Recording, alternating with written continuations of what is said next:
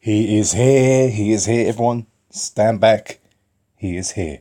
President Trump has arrived and is fully in his stuff in face, trying to keep his teeth in, state banquet with a wonderful majesty. Thou art the Queen. Amazing, isn't it? Amazing. Yes. They've got a bottle of wine that's worth £4,100 just for one bottle. Amazing, isn't it? Yes. Meanwhile, the homeless man sips on some water. He used a sponge to squeeze some into a bottle. That's what he's drinking tonight. Literally a stone's throw away from. Yeah, that's a little bit too much, perhaps. But you know what I mean. The Queen has praised the enduring alliance between the UK and US President Trump, called Her Majesty the Spirit of Dignity, Duty, Patriotism. Yes, patriotism.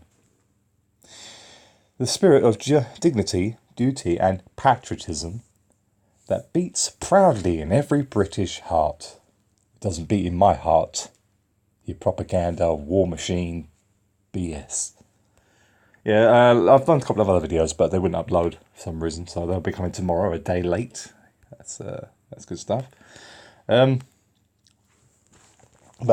in that video, basically, I show that yesterday you had this. Yesterday was Britain's Got Talent, yeah, biggest show in the UK, and seen around the world, whatever. But long story short, there's this patriotic act, Colin Thackeray, right? And basically, he's a World War II war veteran, yeah, and he basically wins the show yesterday. And he said before he won, after his performance, he said he goes, "Oh, it'll be my greatest honour. It'll be my dying. It'll be a perfect end to his life, or whatever, to perform in front of the Queen. You know, the greatest honour ever." Yeah, because in Britain's Got Talent, they basically compete to perform in front of the Queen in the Royal Variety performance. So we had this guy. So it's all about building that patriotism up in the country, yeah, and the war kind of pride, if you like, yeah. So I found it quite funny that this guy wins Britain's Got Talent, and he's a big patriotic act, World War II veteran, yeah, saying he wants to, he'd be like, he's great dying honour to perform in front of the Queen, whatever the last thing he does, to perform in front of the Queen, very, very honoured, yeah. And then the day later, the next day, literally the news all over the place, is obviously Donald Trump's meeting here in the UK for his 3-day tour, or his 3-day state visit, yeah. He's already done some pretty comical things already, like walking in front of the Queen and stuff like this, complete disregard. I mean, look at this face right there. Come on, man. It's funny. It is funny. They got a bottle of wine that's worth £4,100, and yeah, that's a big thing. Dear. But yeah, obviously his visits all about.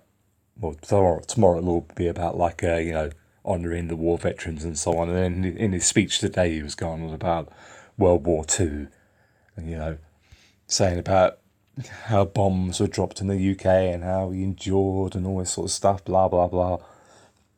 I mean, he had this strictly after, one day after Britain's Got Talent winner, this guy, this extreme patriotic act, saying he wants to die in front of not die, sorry, he would die happy, perform in front of the Queen is his last kind of act, yeah.